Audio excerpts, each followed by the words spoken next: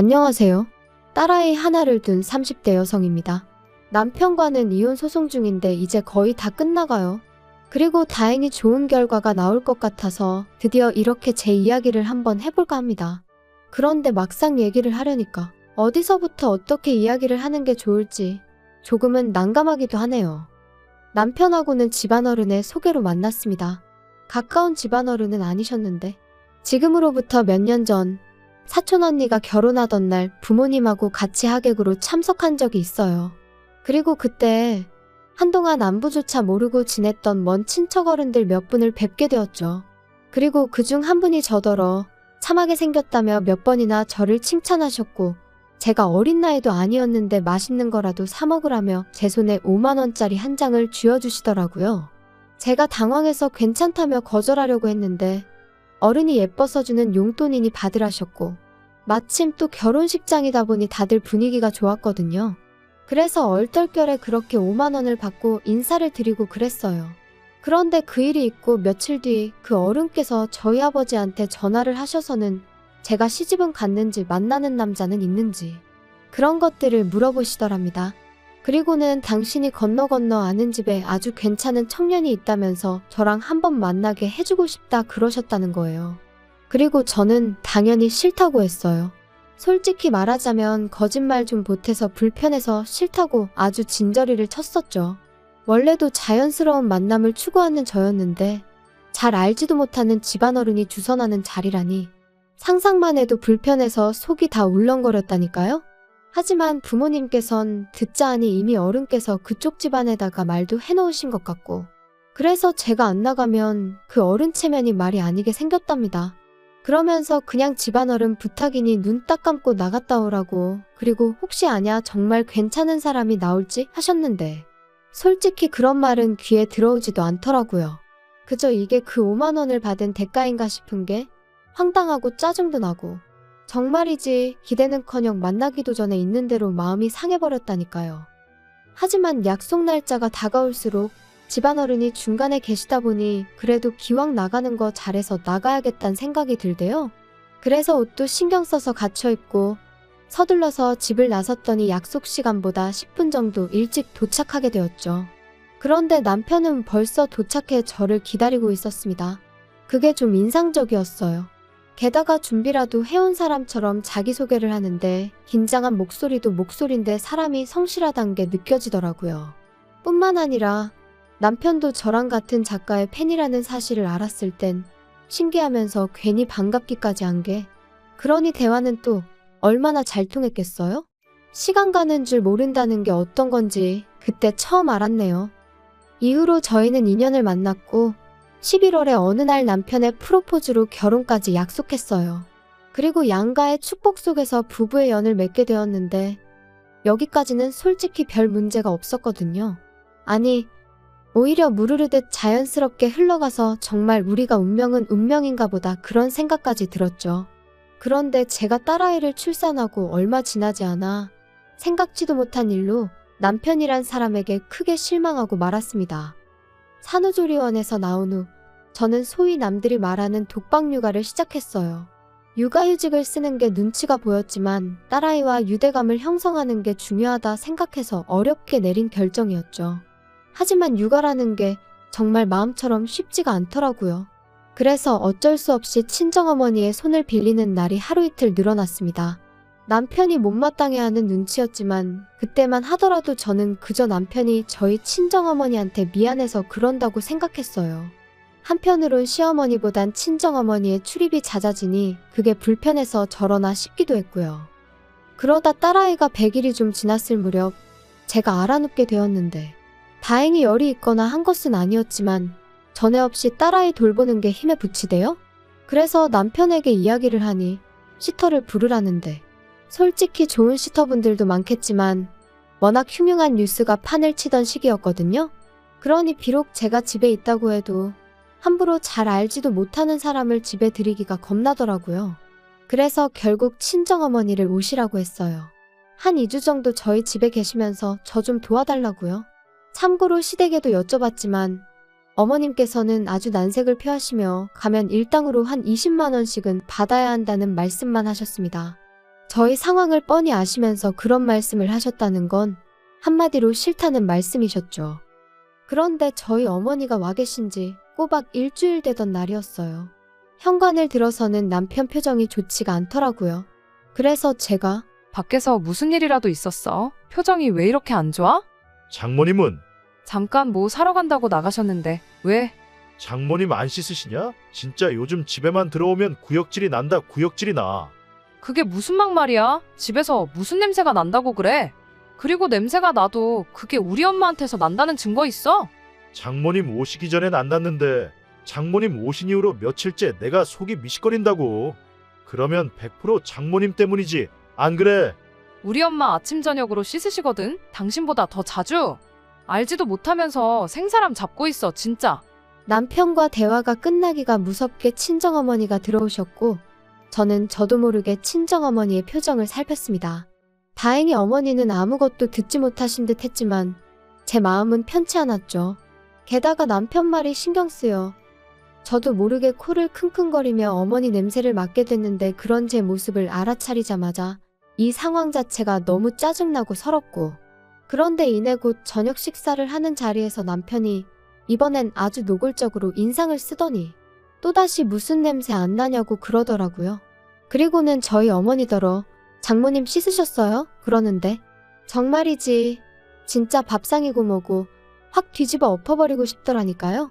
그리고 어머니는 금세 얼굴이 빨개지셔서는 씻었는데 왜 나한테 무슨 냄새라도 나냐면서 당황스러워 하셨는데 어찌나 분하던지 눈물이 다 날 것 같더라고요. 사실 저희 어머니는 제가 결혼하던 해까지 시장에서 아버지와 함께 튀김 가게를 하셨어요. 아버지의 사업이 망하고 이후로 마지막이란 각오로 주변 분들에게 돈을 빌려 시작하셨던 일이었죠. 돈 빌려준 사람들한테 하루라도 빨리 갚아줘야 된다고 그러면서도 저한테는 뭐 하나 부족한 거 없이 해주시려고 한 달에 딱 하루만 쉬시면서 그렇게 20년을 장사하셨습니다. 그리고 덕분에 지금은 떵떵거리며 살 정도는 아니어도 어디 가서 아쉬운 소리는 안 하고 사세요. 3층짜리 작은 건물이지만 새들어 장사하던 그 건물도 저희 부모님이 사셨거든요. 하지만 저희 어머니는 그 튀김 가게가 우리를 살렸다 하시면서도 기름 냄새라면 아주 진저리를 치십니다. 그래서 지금도 남들 다 좋아하는 치킨도 안 드세요. 그리고 남편도 이런 사연을 다 알고 있어요.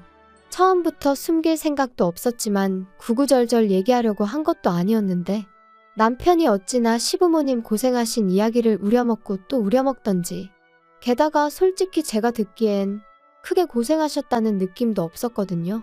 하지만 자식 입장에선 자기 부모가 제일 애틋한 거 아니겠어요?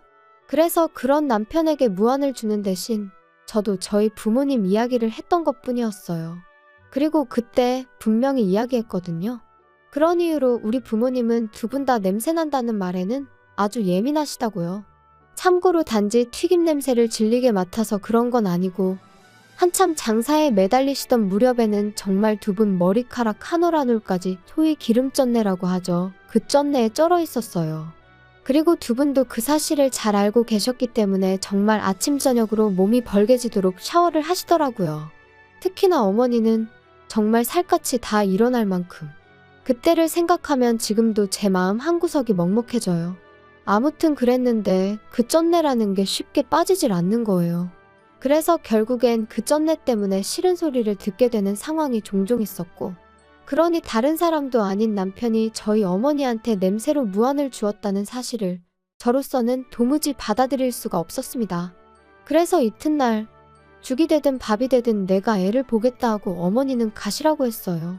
며칠 같이 지내면서 어머니가 좀 편하게 대해주니까 인간이 장모 어려운 줄을 모르고 저딴 식으로 나오나 싶기도 했고 괜히 좋은 마음으로 오셔서는 상처만 받고 가시면 안 된다 싶었거든요. 남편이 하다못해 조심스럽게 여쭤보기라도 했다면 조금 위로가 되었을까요? 지금도 잘 모르겠어요.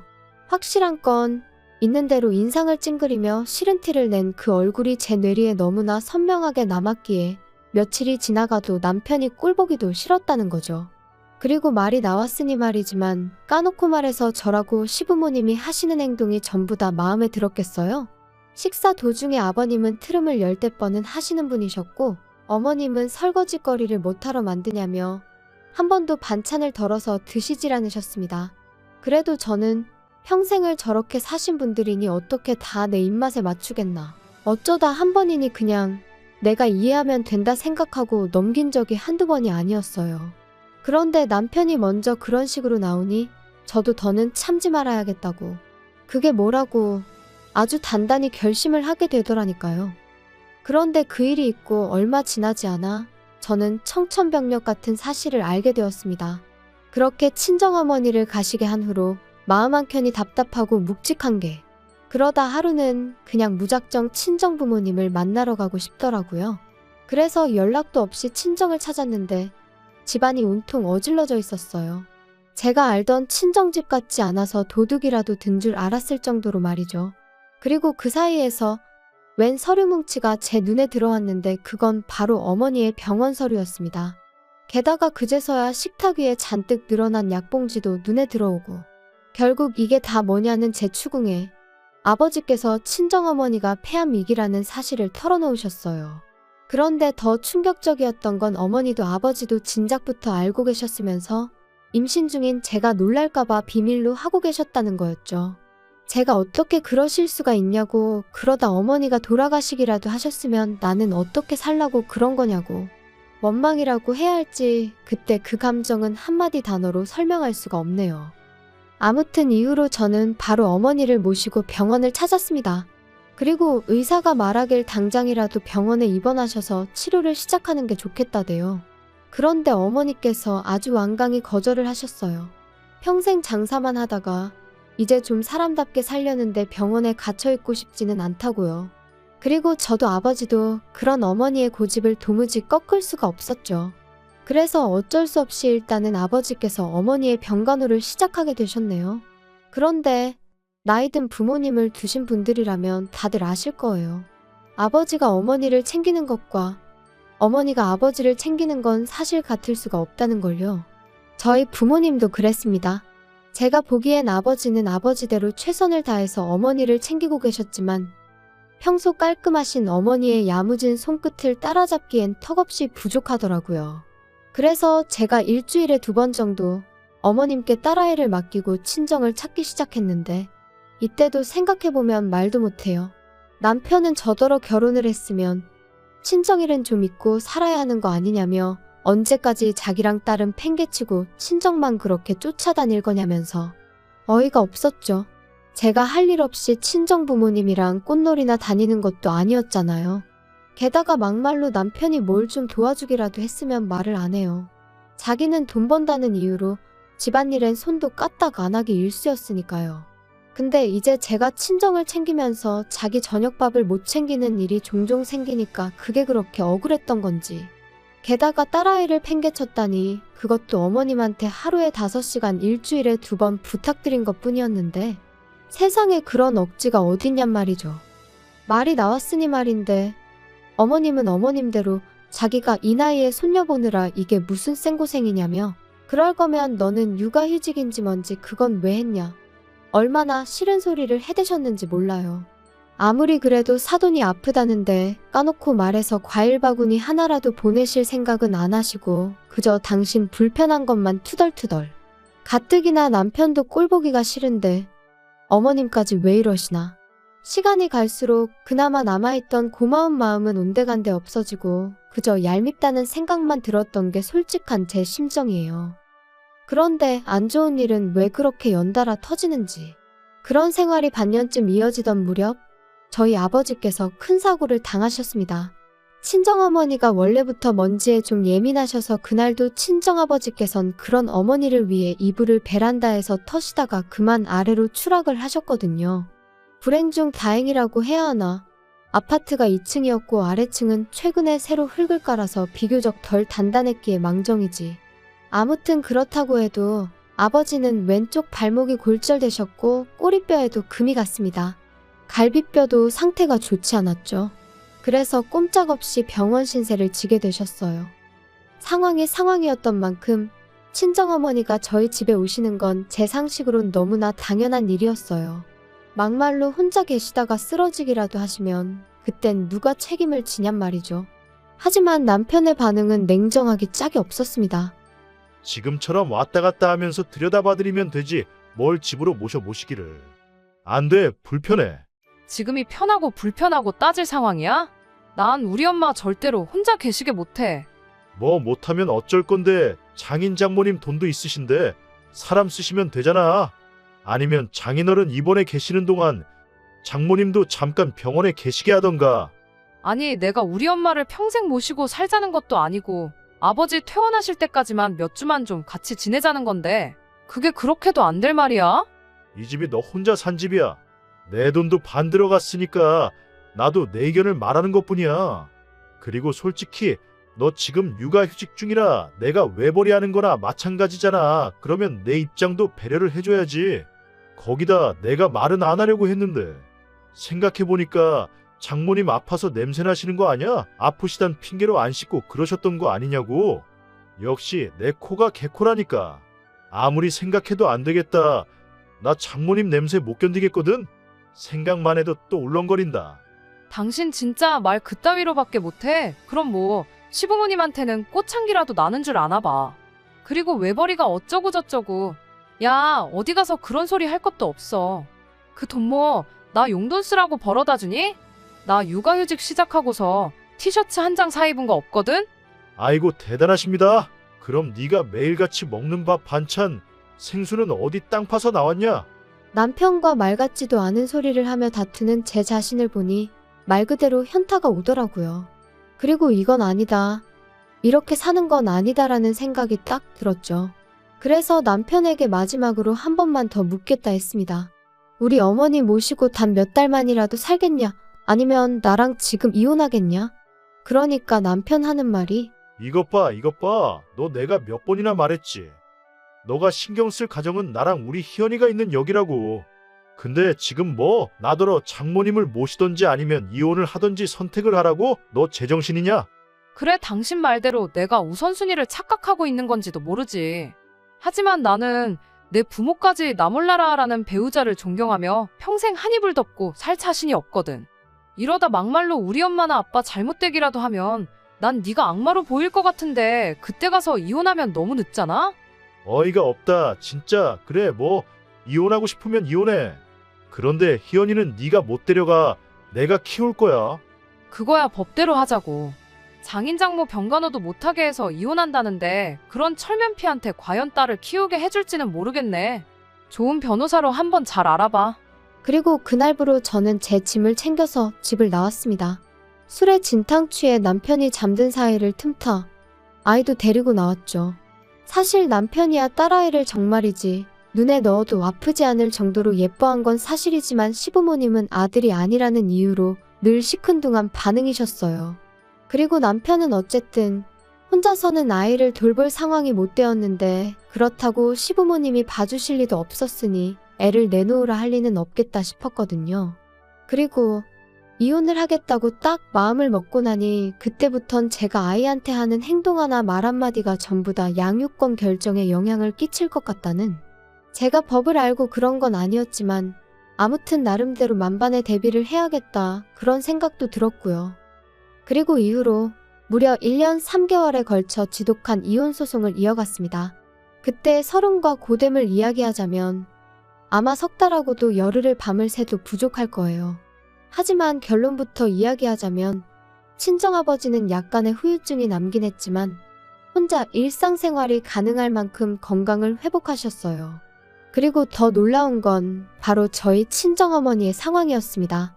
정말이지 지푸라기라도 잡는 심정으로 여기저기 자문을 구해서 어머니 건강에 좋다는 음식만 정성을 다해 드시게 했고, 귀찮아하시는 어머니를 모시고 산으로 들러 좋은 공기를 쐬기 위해 열심히 돌아다녔습니다. 여담이지만 딸아이는 사촌 언니의 도움을 정말 많이 받았어요. 언니도 저랑 비슷한 시기에 아이를 낳았기에 언니가 쌍둥이 키운다 생각하겠다며 힘을 보태주었죠. 피는 물보다 진하다더니 영원한 사랑을 약속한 남편보다도 결국은 피부치인 언니가 100배 1000배는 의지가 되더라니까요. 아, 그리고 언니가 저한테 왜 이렇게 잘해준 거냐 혹시 궁금해하실까봐.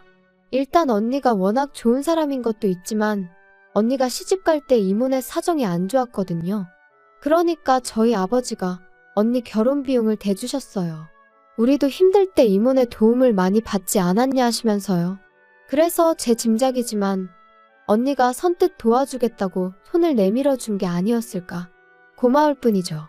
아무튼 말하다 보니까 또 생각나네요. 정작 저 시집갈 땐 남편이 남자 자존심이 어떻고 해가며 하도 우겨대서 결혼 비용을 기어이 반반 부담을 했어요. 그리고 그땐 그게 나름대로 남자답고 좋아 보이기까지 했거든요. 물론 살아보니까 쓸데없는 똥자존심으로 똘똘 뭉친 인간이었을 뿐이었지만 아무튼 그래도 이렇게 이혼하고 나니까 그때 반반하길 다행이지. 아까워서 혼날 뻔했네. 그런 생각이 다 들대요. 아무튼 그렇게 저랑 남편은 이혼을 했고 당연히 양육권은 저에게 왔어요. 그리고 사실 위자료는 별로 기대도 없었는데 크진 않았지만 800만 원을 받게 되었습니다.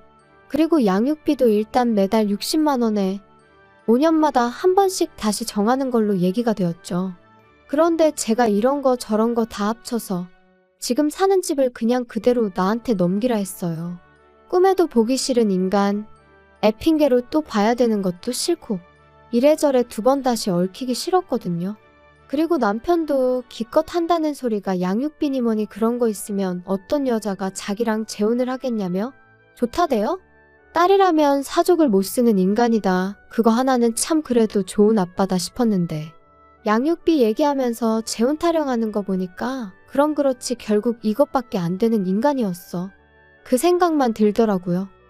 한편 저희 이혼 소식은 저희를 만나게 해주셨던 그 집안어른 귀에도 들어갔던 모양이에요. 그리고 솔직히 사과를 받아야겠다거나 그런 생각은 없었지만 아니나 다를까 감감무 소식? 말 한마디 들려온 게 없습니다. 참고로 저희 결혼할 땐 그래도 저희 두 사람 사이에 다리 놔주셨다고 100만 원 받아가셨는데 말이죠. 솔직히 좀 착잡했는데 이렇게 또 인생을 배운 셈 치려고요.